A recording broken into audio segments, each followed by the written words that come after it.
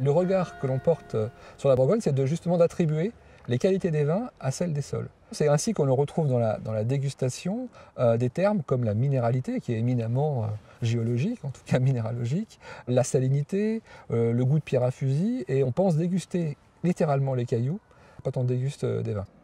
Cette idée est tellement prégnante que l'on a même inventé une légende, celle des moines qui goûtaient la terre pour différencier les climats, ce que notre étude historique a bien sûr invalidé. La vigne prend ses racines dans le substrat, mais ce n'est pas suffisant évidemment pour faire pousser une vigne. Il faut de l'eau, il faut l'exposition, la lumière et le travail de l'homme. L'histoire géologique longue, qui remonte au Jurassique à plus de 150 millions d'années, elle explique déjà la nature calcaire. Ce sont des dépôts qui se sont mis en place dans une mer tropicale de l'époque.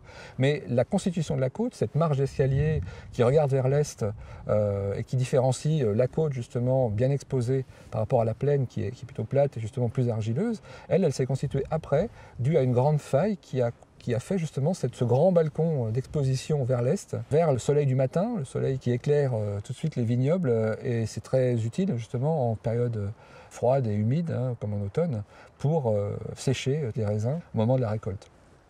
Ce qui compte aussi, bien sûr, c'est le drainage, c'est l'écoulement des eaux, et ces sols peuvent être plus ou moins drainants, ce qui va aussi occasionner des conditions différentes pour la vigne, qui vont du coup donner des productions différenciées par lieu, et c'est le caractère propre que l'on reconnaît au climat de Bourgogne et aux vins issus de ces climats. Ce qui est fondamental, c'est ce lien entre ces calcaires, ces marnes et des cépages, donc des variétés de raisins qui sont adaptés, qui même se marient très très bien avec ces sols-là, notamment le pinot noir, qui fait l'emblème de la Côte d'Or et en général de la Bourgogne. Ce qui joue dans le sol, bien sûr, c'est sa composition chimique, mais on est toujours dans une ambiance calcaire, argileuse.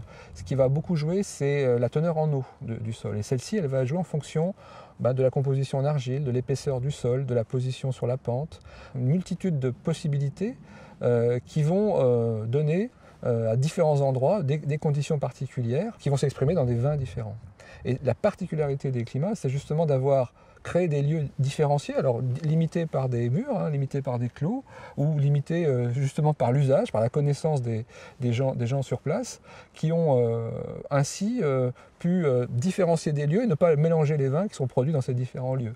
Donc il y a une diversité qui a été certes construite, mais aussi entretenue. Ce paysage si parcellisé, justement, il est parcellisé par la pierre elle-même, puisqu'elle sert à bâtir les clos, les murs, les murets, les meurgers, les caves, les celliers, les maisons, les villages.